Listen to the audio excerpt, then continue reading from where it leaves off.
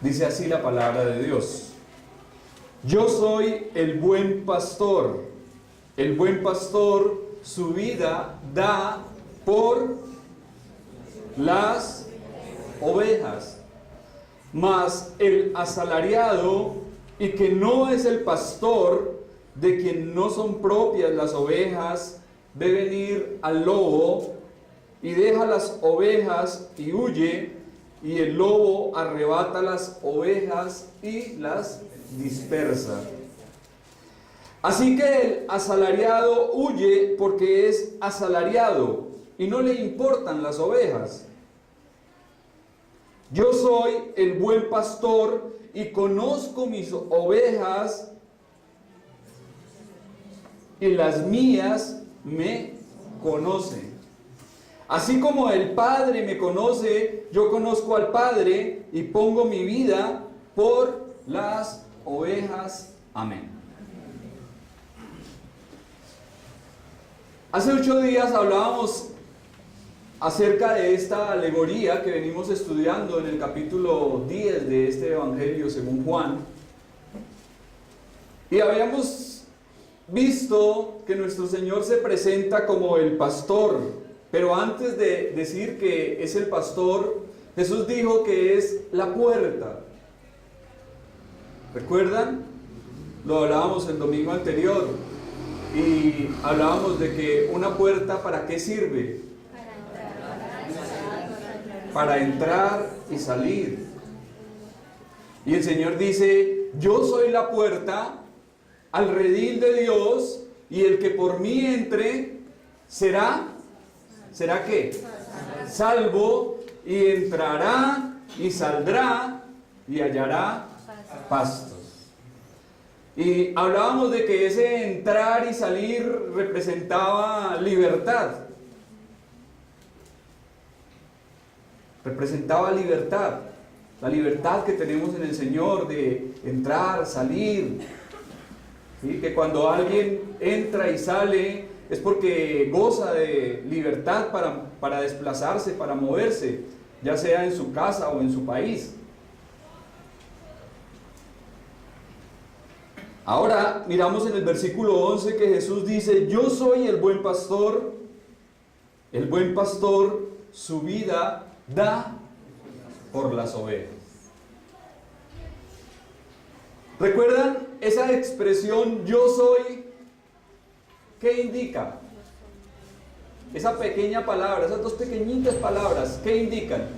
Cuando Jesús dice yo soy, la deidad, el título y la declaración de igualdad con Dios el Padre. En el Antiguo Testamento encontramos que dice la Biblia, Salmo capítulo 23, ¿recuerdan qué dice Salmo 23? Jehová es mi pastor, nada me faltará. Es el Salmo del pastor.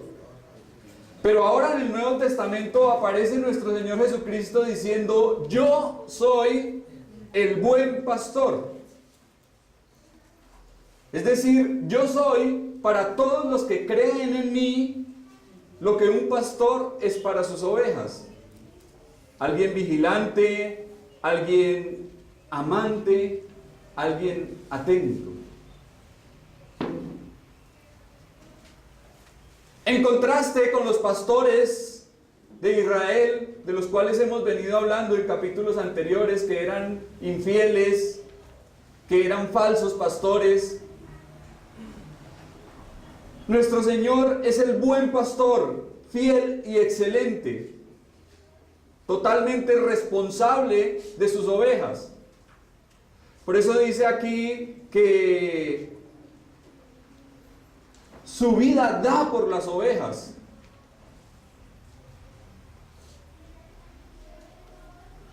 El pastor era completamente responsable de todas sus ovejas. Y si algo le llegaba a ocurrir a una ovejita, el pastor tenía que demostrar que no había sido por su culpa.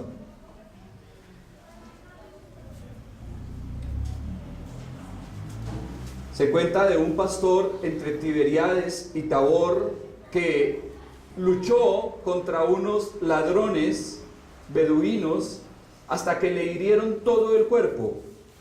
Y este pastor murió entre las ovejas que estaba defendiendo. Literalmente tuvo que dar su vida en la pelea. Y esto es lo que hace todo pastor verdadero. Su vida da por las ovejas. ¿Por qué? Porque para él las ovejas, ¿qué son? ¿Qué representan las ovejas para el pastor? Su rebaño, su vida. Dijimos que cada oveja para el pastor es muy importante, que él cuida de ellas, las alimenta y piensa en ellas antes que en sí mismo.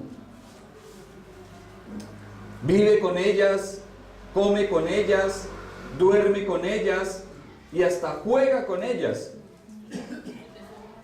También se hablaba de un pastor que estaba jugando con su rebaño y por determinados momentos iba y se escondía sin que las ovejas lo notaran. Y pues claro, cuando las ovejas levantaban y miraban que el pastor no estaba, ellas se asustaban. Entonces el pastor las llamaba y ellas empezaban a buscarle y jugaban como a las escondidas. Ese era uno de los juegos entre el pastor y sus ovejas. Hasta que finalmente por la voz ellas se guiaban y le encontraban. Sus animales dependen enteramente de él y está dispuesto a lo que sea por mantenerlas a salvo, aún hasta jugarse la vida. Ahora, si esto lo hacen hombres débiles, defectuosos, ¿cuánto más el benévolo, bondadoso y caritativo Señor, el más grande y suficiente pastor? Y dice, el buen pastor su vida da por las ovejas. Esto se refiere a la muerte vicaria y sustitutiva de Cristo, quien voluntariamente entregó su vida en favor de la humanidad. Murió por su grey. El pastor muere para salvar y dar vida a sus ovejas. Muchos han dicho que nuestro Señor Jesucristo murió para confirmar la verdad de su doctrina. ¿Qué creen ustedes acerca de ese pensamiento, de esa idea? Que Cristo murió por su doctrina.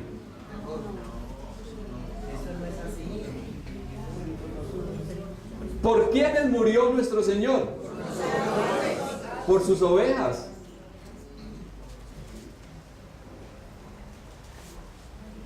Vino para salvar sus ovejas de la destrucción, para morir en su lugar y para salvarlas. Ahora, Cristo como pastor conoce a cada uno de sus corderos y a cada una de sus ovejas. Él nos conoce plenamente, sabe de qué cosas tenemos necesidad, sabe de nuestras luchas, sabe de nuestros fracasos. El Señor conoce nuestras angustias, conoce nuestros problemas. A veces pensamos que estamos solos y luchamos en nuestras fuerzas y parece como si nadie estuviese con nosotros, pero tal vez no nos hemos dado cuenta que el pastor nos está llevando en sus hombros en esos momentos. No hay nada que el pastor no sepa del más humilde de sus ovejas.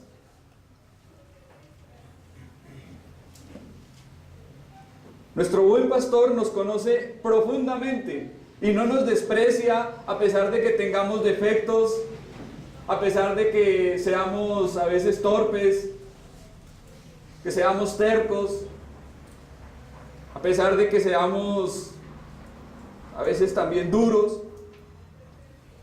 Pero Cristo, como nuestro buen pastor, entrega su vida por sus ovejas y lo hizo de una vez por todas cuando fue crucificado en la cruz y murió por ellas.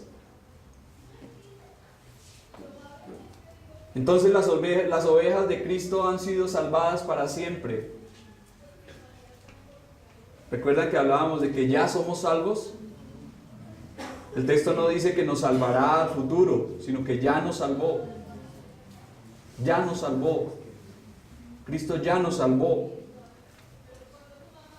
Porque nuestro pastor murió por nosotros.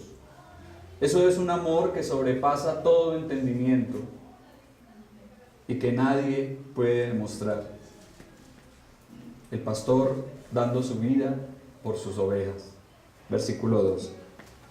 Mas el asalariado, y que no es el pastor, de quien no son propias las ovejas, ve venir al lobo y deja las ovejas y huye, y el lobo arrebata las ovejas y las dispersa.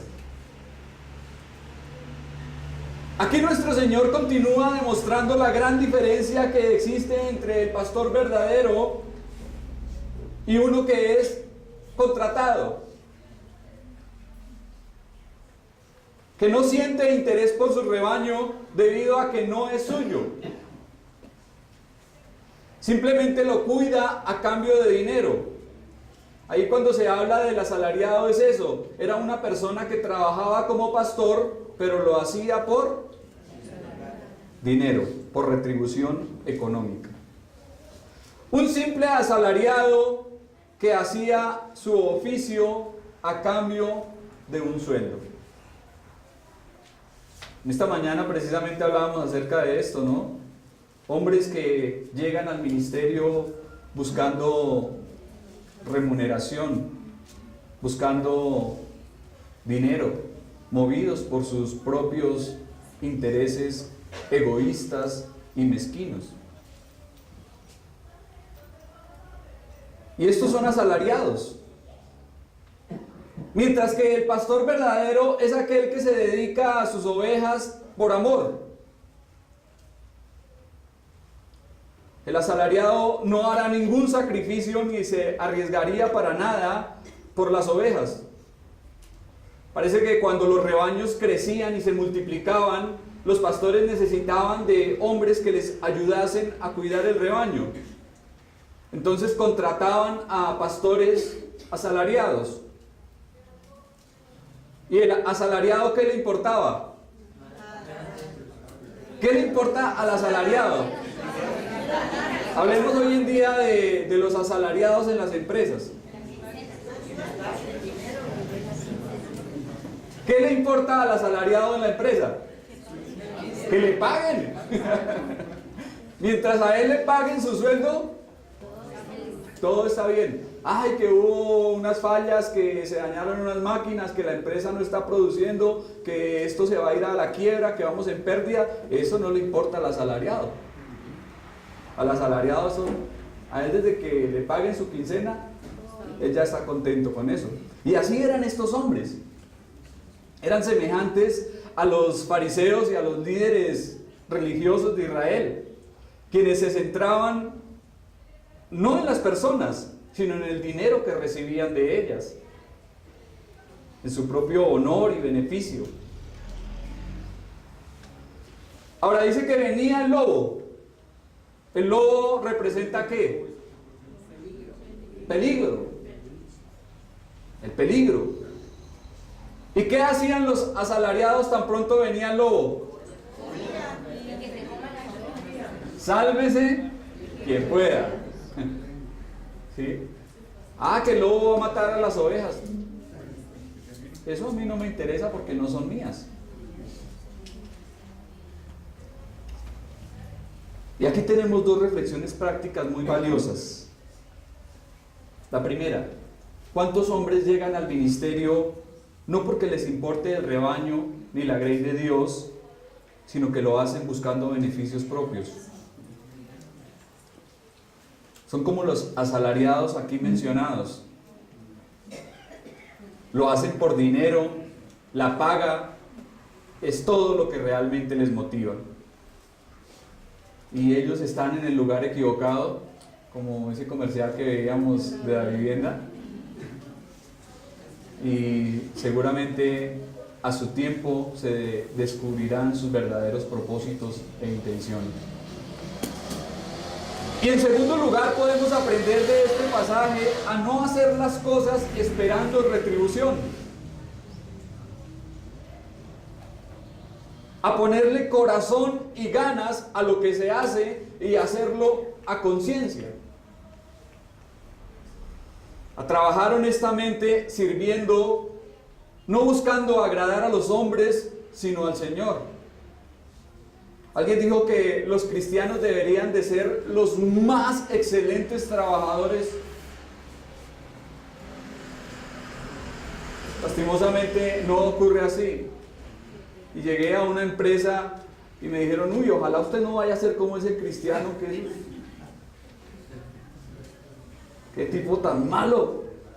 Lo tenían identificado como el cristiano, pero era el malo de la empresa. Era lambón. Se andaba metido en chismes, hablaba mal de todo el mundo, no trabajaba. A la hora que lo necesitaban estaba por allá escondido haciendo otras cosas. Sacaba plata y no la devolvía. Y me dijeron, ojalá usted nunca vaya a ser como ese cristiano que tenemos acá, porque uy, esos cristianos. Pero no debe ser así. Los cristianos deben de ser los mejores trabajadores, hombres y mujeres idóneos, excelentes en lo que hacen. Porque ¿a quién le sirven? A Dios. ¿Qué dice la palabra? Todo lo que hagáis, hacedlo de corazón, ¿como para quién? Para el Señor, para Dios, porque a Él servís. Los asalariados salen despavoridos si ven venir al lobo. No se enfrentarán a él. Ahora, podemos ver que los lobos siempre han sido una amenaza muy terrible para el ganado. Y me gustó estudiando un poquito acerca de este tema de los lobos, porque el Señor le dice a sus discípulos, he aquí que yo os envío como ovejas en medio de lobos. Imagínense, lobos por todas partes y ovejitas allá caminando entre todas esas jaurías. Los lobos son atrevidísimos y atacan en manada. Imagínense una ovejita por ahí andando. Pero así el Señor dice, yo los mando como ovejas en medio de lobos. El Señor es el que nos cuida. El Señor es el que nos protege. Porque peligros hay por todas partes. Estamos rodeados de ellos todo el tiempo. ¿Recuerdan que hablábamos de que los peligros para las ovejas reales, ¿cuáles eran? ¿Recuerdan que los mencionábamos? Hablábamos de algunos peligros, los osos, los leones, las hienas, los abismos, los ladrones, los que iban por los muros, ¿recuerdan? Los salteadores. Hay peligros por todas partes y el rebaño constantemente está rodeado de peligros. El apóstol Pablo, cuando se despide de los ancianos de Éfeso, les dice y les advierte, se introducirían lobos rapaces que no tendrían compasión del rebaño. ¿Cuántos falsos maestros llegan a la iglesia con propósitos hostiles, tratando de dañarla, tratando de minarla, y son realmente mensajeros del diablo? La iglesia está enfrentando todo el tiempo constante peligro, y de eso debemos percatarnos y debemos ser sabios. Se cuenta de una iglesia que tenía toda clase de problemas y de la peor especie. Imagínense, era algo así como la iglesia de Corinto. Tenía de toda clase de problemas. El pastor estaba divagando entre seguir y abandonar. Un anciano de la congregación se levantó y dijo mordazmente: dadle su salario al asalariado y que se vaya.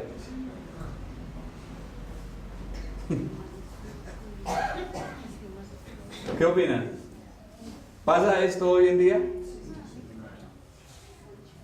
Hombres así han sido una gran desgracia para las ovejas de Cristo. Por su causa el Evangelio ha sido vituperado y el nombre del Señor ha sido blasfemado. Ministros de esta clase son un verdadero fraude y un pésimo testimonio. Han causado más mal y debilidad en el rebaño que estabilidad y confianza. En resumidas podemos decir que hombres como estos han hecho más mal que bien al rebaño de Cristo. Versículo 13. Así que el asalariado huye, porque es asalariado y no le importan las ovejas. El auténtico pastor estaba con su rebaño tan pronto como podía cumplir. Las ovejas eran sus compañeras, sus amigas, eran toda su vida. Y él estaba dispuesto a darlo todo, como ya lo dije, por ellas. Eran su principal preocupación. En cambio, el asalariado solo pensaba en sí mismo y en lo que pudiese ganar y obtener. Y vemos que los falsos maestros y falsos pastores de Israel eran asalariados. Y un ejemplo muy claro lo vimos con aquel hombre que fue sanado en el capítulo 9. ¿Recuerdan?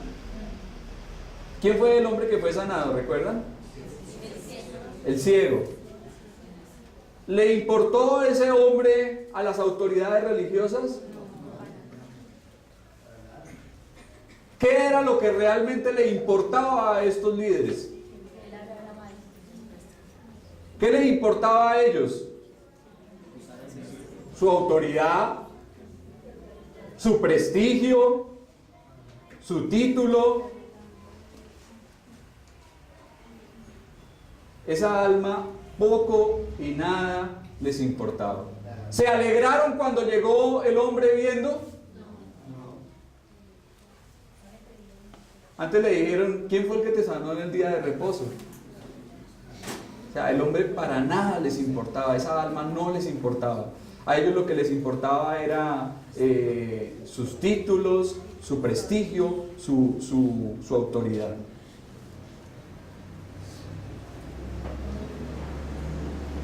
Entonces debemos entender, mis hermanos, que el gran secreto de un ministerio provechoso es el amor. Amor hacia las almas de los hombres. Los asalariados, tanto del pasado como de ahora, son las personas que solamente piensan en ellos mismos. Aquellos que no comprenden las necesidades ni las urgencias del rebaño. Actualmente el mundo ve el ministerio como un negocio, como una fuente de ganancia. En una ocasión alguien me dijo, oiga, ¿usted por qué que estudió teología? Entonces yo le dije, sí. Dijo, uy, hermano, ahí está. Dijo, yo le pongo el capital, sacamos la bodega, y mientras usted les predica, yo recojo el diezmo. Y ahí está el negocio. Y me dijo, el hombre en serio. ¿Ah? ¿Qué tal, no? Muchos ceden a eso. Sí, muchos lo hacen. El asunto es ese. En esta mañana hablábamos de muchos que resultan siendo pastores y uno dice, pero ¿de dónde? Me contaron que un compañero hace poco, también de una empresa que era así de las características del otro cristiano, también chismoso y era de lo más malo que había en esa empresa, y que hoy en día es pastor. Que ahora es el pastor. Entonces uno se pregunta, bueno, pero ¿este hombre qué? ¿Quién lo eligió? ¿Cumple con los requisitos bíblicos de los que hablábamos en esta mañana? Todas esas características que Dios ha dado en su palabra que debe tener aquel anciano, aquel obispo. Pero no, ahora resultan pastores de la nada, de la noche a la mañana. No se sabe cómo ni por qué. El ministerio es de Dios. Por eso Pablo lo dice en sus epístolas: Pablo, siervo y apóstol de Jesucristo, no de hombres, ni por hombres. Pero ahora van a Centroamérica, hacen un cursito de una semana y ya resultan siendo apóstoles, siendo profetas, siendo patriarcas, siendo grandes engañadores.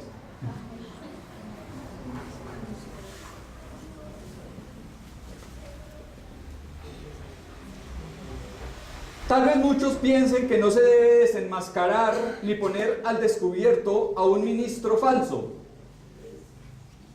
¿Qué creen ustedes? ¿Debemos hacerlo? ¿Por qué debemos hacerlo? ¿Por qué debemos desenmascararlos y ponerlos al descubierto? Y la razón grande que tenemos aquí, porque nuestro Señor Jesucristo lo hizo. Si el Señor fue duro, tajante y severo, fue con estos falsos líderes religiosos. El Señor nunca cayó. Y usted mira en Mateo capítulo 23 y encuentra ese hermoso discurso que el Señor le dice a estos hombres: ¡ay de vosotros, escribas y fariseos ciegos, hipócritas, sepulcros blanqueados, generación de víboras, hijos del diablo! ¿Quién los librará de la condenación? ¿Sí? Nuestro Señor lo hizo, y de la manera más abierta y más directa. Por eso nosotros no debemos quedarnos callados si vemos que un falso maestro está engañando a un grupo de personas. Debemos evidenciarlos, debemos desenmascararlos, debemos sacarlos a la luz, exponerlos, porque el Señor lo hizo. Ahora, debemos ser cuidadosos a la hora de interpretar este texto. ¿Quiere decir que siempre el pastor debe poner su vida por sus ovejas? ¿Debe estar dispuesto a morir? ¿Todos los pastores deben morir? No, porque el rebaño es de ellos. Si es el buen pastor, sí. Bueno, ¿y el buen pastor quién es, según el contexto? Cristo, y ya murió por nosotros.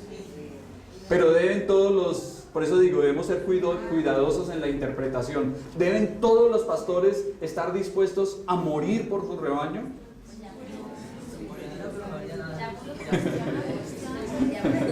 Mi hermano dice algo interesante, y es que moriría pero no haría nada, porque ya el Señor Jesucristo murió por nosotros y pagó por la deuda de nuestro pecado. Pero entonces no debemos llevar esto tan lejos. Pablo hubo un momento en el que huyó.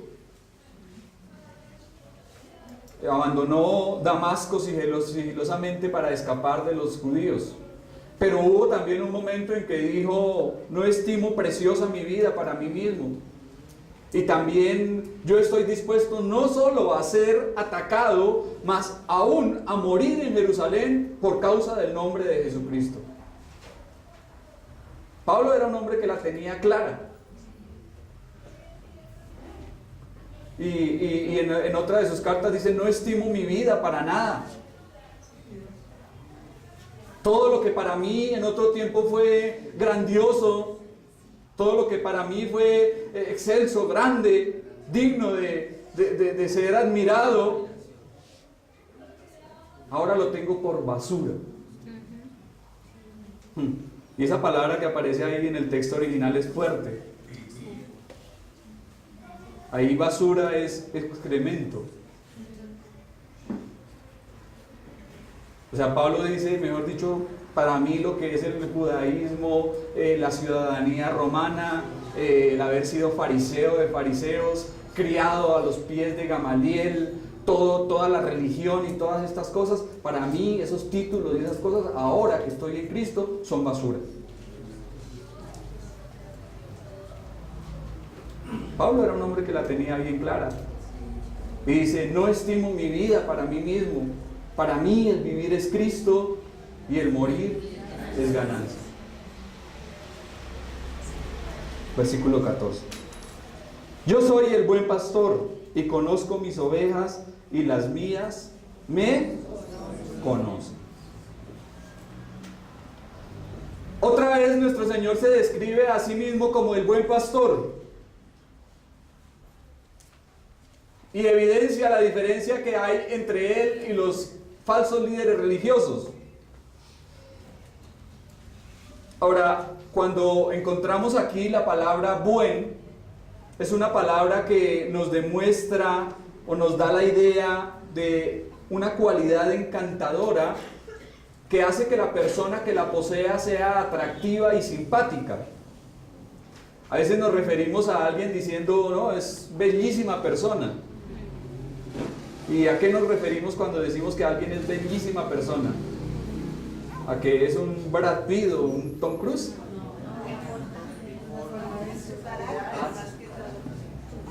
Es algo que va más allá del aspecto físico, exterior.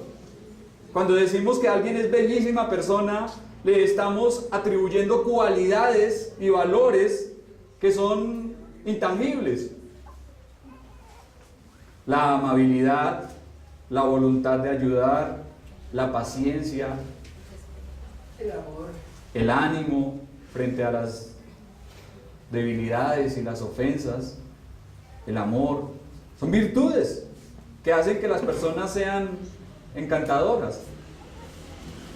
Pero nuestro Señor aquí se describe como el buen pastor. Entonces hay algo en Él que cautiva nuestras almas y refleja su simpatía, su gracia y a la vez su fuerza y eficacia. Nuestro Señor es el pastor ideal, digno, excelente, escogido. Y aquí nos dice, y conozco mis ovejas, y las mías, ¿qué? Me conocen. Ahí hay un conocimiento mutuo que es bastante interesante de analizar. Cristo conoce ¿a quiénes? A sus ovejas.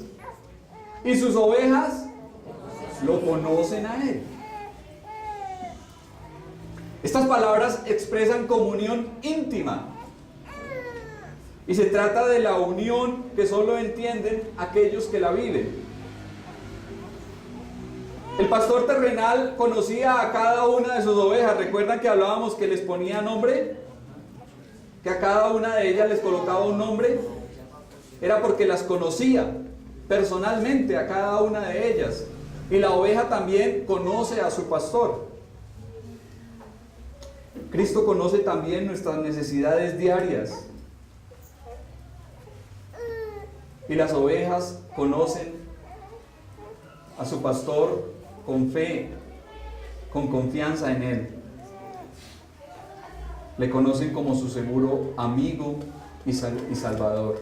Y descansan en ese conocimiento.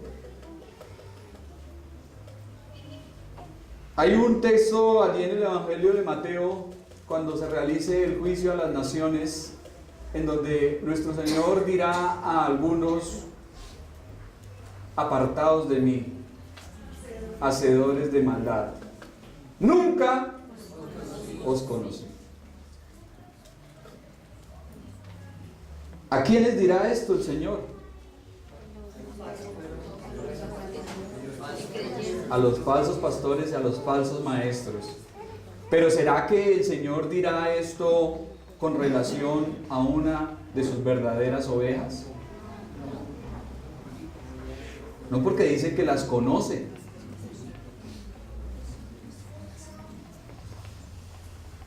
Los demonios saben que Cristo es un Salvador. ¿Recuerdan aquel hombre que estaba allí, el endemoniado gadareno? ¿Qué le dijeron los demonios al Señor Jesucristo cuando venía hacia Él? Aquí ha venido Jesús a atormentar. Tienes que oír que ha venido a atormentarlo. Los demonios saben que Jesús es un Salvador. Las ovejas saben que Cristo es su Salvador. Y esa es la diferencia. Que una oveja sabe que el Señor Jesucristo es su Salvador. Entonces, que ninguno se engañe pensando que sin tener ese conocimiento mutuo será salvo. Cristo conoce a sus ovejas y sus ovejas le conocen a Él. Entonces, podemos preguntarnos de manera doble: ¿conozco al Señor? ¿Conozco al Señor? Puede usted preguntarse de manera personal: ¿conozco al Señor? ¿Cristo es mi pastor? Y otra pregunta: si conozco al Señor, ¿el Señor me conoce a mí? ¿El Señor me conoce a mí? Tal vez en algún momento hemos tenido la oportunidad de ver a alguien famoso o a una celebridad. ¿Sí? ¿Quiénes han tenido la oportunidad de pronto de ver a alguien reconocido y famoso? ¿Sí? La hermana Olga salía allá con el profesor Peckerman.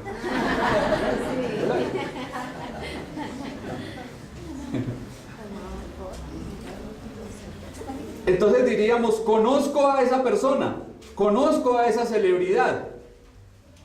Pero si le preguntamos a ese famoso: ¿conoce usted a fulano de tal?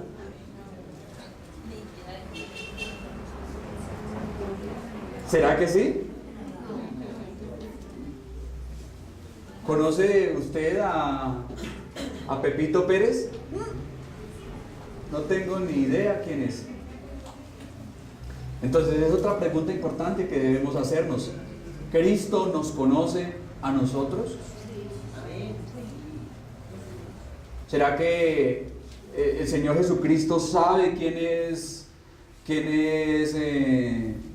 Juan Pablo, quién es Johnny, quién es Steven, quién es Jesús, quién es Hugo, quién es Nelson, quién es Patricia? ¿Sí? ¿Conoce el Señor Jesucristo? ¿Les conoce? Porque nosotros podemos decir: sí, yo le vi un día y me tomé una foto con Él y por eso le conozco. Pero ¿será que Él nos conoce? Ahí es donde debemos tener seguridad y claridad.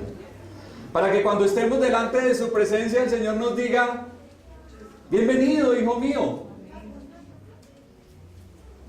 Arturo te estaba esperando. José, Estela, bienvenido, te estaba esperando. Tú eres mi oveja. Bienvenido, entra en el gozo de tu Señor.